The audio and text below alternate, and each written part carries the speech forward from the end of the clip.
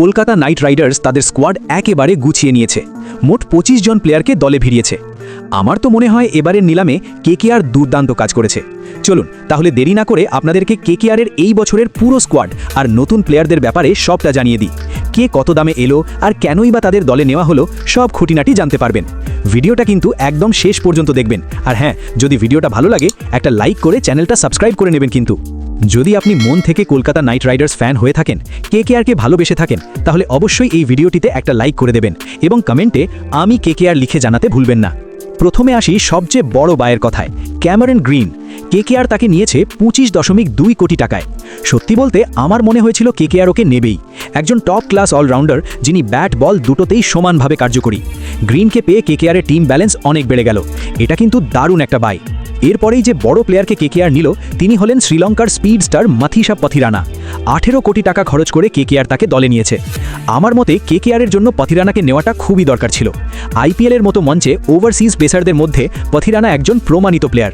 ওর মতো death over specialist pacer কেকেআরের bowling লাইনআপকে আরও মজবুত করবে। এছাড়াও কেকেআর আরও একজন অভিজ্ঞ ওভারসিজ পেসারকে নিয়েছে। তিনি হলেন বাংলাদেশের স্টার মুস্তাফিজুর রহমান। তাকে নেওয়া হয়েছে 9 কোটি টাকায়। এটা আমার মনে হয় একটা দারুণ ডিল। মুস্তাফিজুরের মতো অভিজ্ঞ বোলারকে এই দামে পাওয়াটা একটা লাভজনক ব্যাপার। এর আগে সমস্যা ছিল যে তিনি পুরো সিজন অ্যাভেলেবল থাকতেন না, কিন্তু এবার সেই সমস্যা নেই, তিনি পুরো সিজন খেলবেন। যদি কোনো কারণে পথিরানা ইনজুরির জন্য খেলতে না পারেন, তবে মুস্তাফিজুর একটা দারুণ ব্যাকআপ হবেন। অভিজ্ঞতা আর ভেরিয়েশনের দিক থেকে তিনি অসাধারণ। এবার আসি উইকেট কিপারদের কথায়।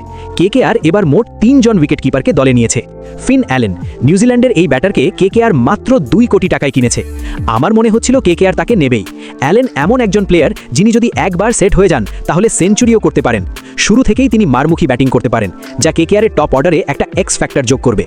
টিম সেইফার্ট, নিউজিল্যান্ডের আরেকজন উইকেট কিপার ব্যাটার। আগে তিনি কেকেআরের হয়ে খেলেছেন, তাকে বেস প্রাইসেই আবার দলে নেওয়া হয়েছে। তেজস্বী সিং দাহিয়া, ইনি একজন ভারতীয় উইকেট কিপার। দারুণ হার্ড হিটিং করার ক্ষমতা আছে এবং ফিনিশারের ভূমিকা পালন করতে পারেন। দিল্লির প্রিমিয়ার লিগে তিনি খুবই ভালো পারফর্ম করেছিলেন।